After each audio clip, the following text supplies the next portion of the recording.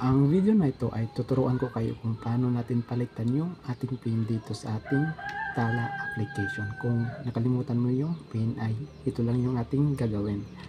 So open lang natin yung ating Tala app.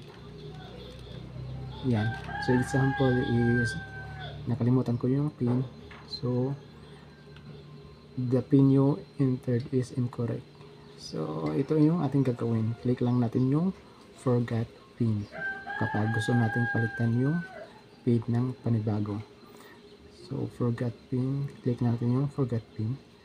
Dito ay what is your date. So ito yung providing this information help us confirm your identity and reset your PIN. So ilagay natin yung ating birth date na nakaregister dito sa ating Tala. So click natin yung next. Once na complete na natin, dito ay may enter a verification code send to sa ating number. So mag-send ng verification yung Tala dito. So ito yung na-receive kong code 9848. So itatype natin yung 9848 dito. Ito yung verification code para palitan natin ng panibagong PIN. So click natin yung continue. Tapos dito choose a digit PIN. This will be Tala password. So maglalagay tayo ng panibagong PIN na gusto natin.